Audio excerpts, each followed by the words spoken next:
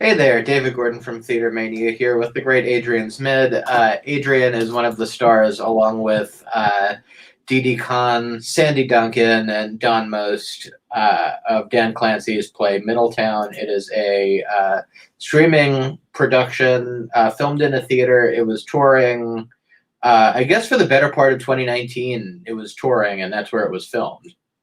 Yeah, in fact, we thank you for the great Adrian Zmed description. How wonderful to be called great.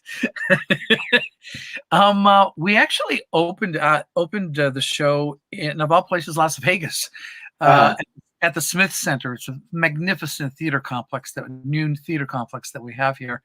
And then we went on to begin a tour to gain a lot of out of town momentum with it. And coincidentally, this week, a year ago, we were in Chicago with it at the Apollo Theater, and we had to close a week ago. This last weekend, we had to close it because all of the shows, all of the touring shows and theaters closed, a year ago, this last week and stuff. Not until we got ridiculously wonderful reviews, rave reviews for the show. So the producers are magnificently, excited about getting the show back out on the road because it's really done so well. And I don't know. I call this show the little show that could. I had never done a show like this myself. And I was skeptical, and I'll explain later, as to when I say a show like this. But as Shakespeare says, the play is the thing. It's the written word that is the most important thing, and that's what this show is really about. It's about the words. It's brilliantly written. I'll explain simply what the show is. I was going to say it's a play about two couples.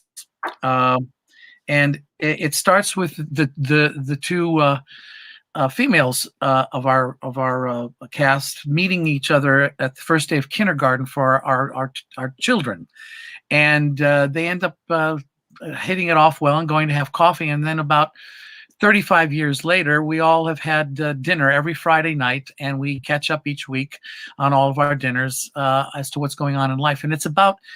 That's simply the action of the play, but it's so much more about the journey of this play and these people over 35 years, and what they experience. And Dan Clancy wrote the show, and I certainly didn't know this when we closed the show because of the pandemic, but now after a year in the pandemic, the meaning of the show is prophetic. In so many ways, based on what we've all gone through this year, and it's really about appreciating what we have in life, and enjoying each moment in life, and not taking it for granted. And I really the meaning at the very end is just two lines that are so simple right now, and we kind of should all think about this. And the meaning is the lines are: if you want a friend, you have to be one, and you all take care of yourself. The character of Peg, who is my wife, and Sandy Duncan played Peg in this version that is streaming right now. It's actually talk about going for Klimt for the actors. Right. Yeah. We have just spent this journey of 35 years, aging from our 30s into our 70s. And then her last lines are exactly about what this play is about. If you want a friend, be a friend, and you all take care of each other. It's a beautiful piece. And it's so simply presented too. It's the four of you basically in chairs with scripts in front of you and music stands. It really just sort of accentuates the you're not getting lost in scenery or whatever. It accentuates the and that's about it. And I think I earlier said the play is the thing. It's the written word that is the most important thing. And this is the first time I've ever done anything like this. I know there's a play out there called Love Letters that I have not done yet. That is done like this, and I was quite reluctant. I'm used to doing musicals. having massive sets and to throw 40 people on stage and all that. And I was shocked at our opening night reaction. We've literally had a standing ovation at every performance that we've made of this show. And we just stood in front of these podiums and spoke the words. And of course, we still acted them. And all the words feed us so beautifully. And so talk about it being easy for an actor. The words just say it all. And all you have to do is go with the emotions of what are going on.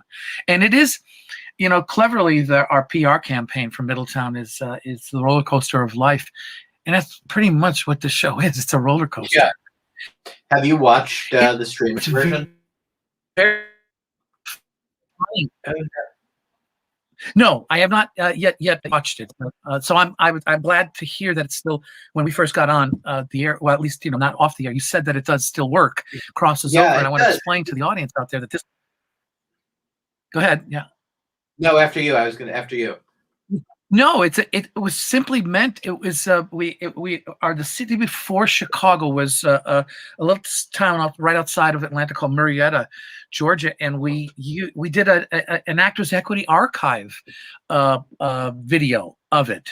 So it's not a big production video like we're right now. Hamilton is on Disney right now, and you've got like 10 cameras, you know, all over the place. Yeah, you know, going, but it's a very simple, you know, one camera situation, but it really works for this show because it's just 4 people at the podiums. We do get up, we move back and forth, you know, we do have, you know, some blocking. It's actually kind of quite brilliantly, simply directed by Seth Greenleaf right now, who's also the producer of G4 Productions and it works. It actually really does work. So I'm glad to hear you saw this version, this version, that it still works.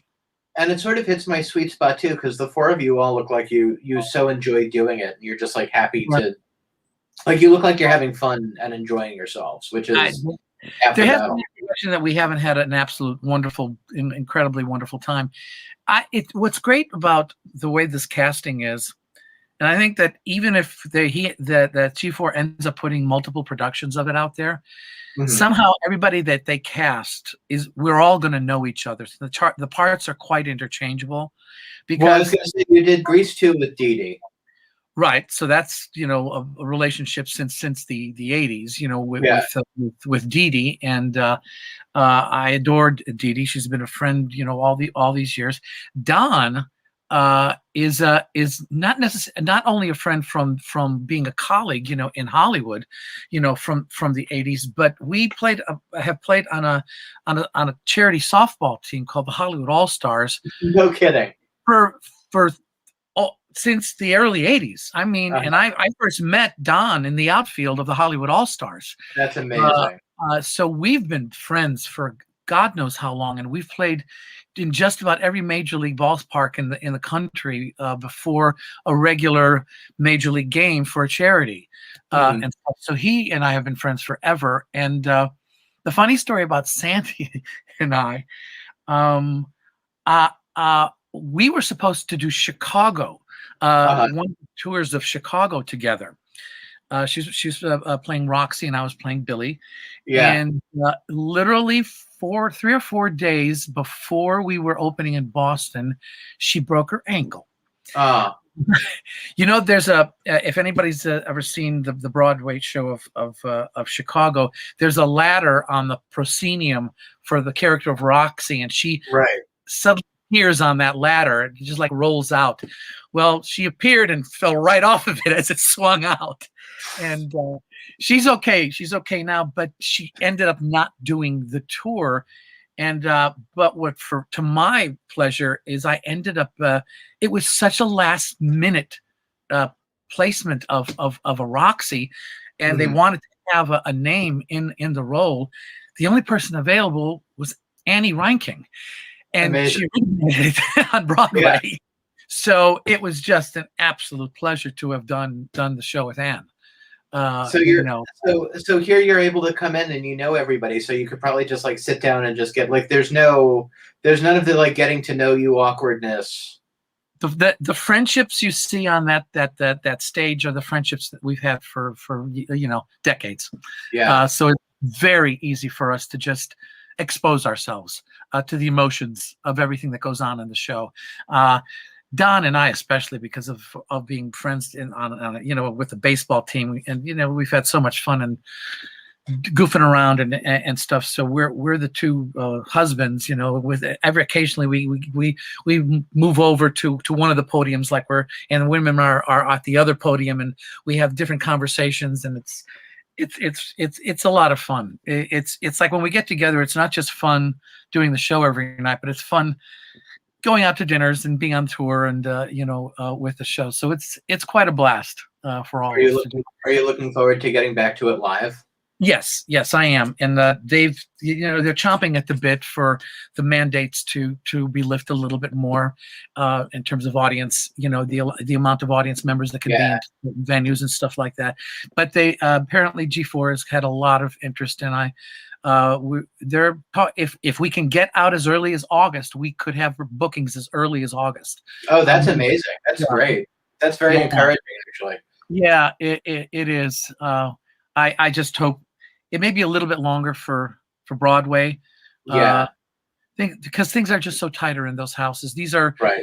We all know, and on Broadway, these theaters are very old and very tight seating and all, and the productions are extremely expensive to run, and the producers, at least want to break even.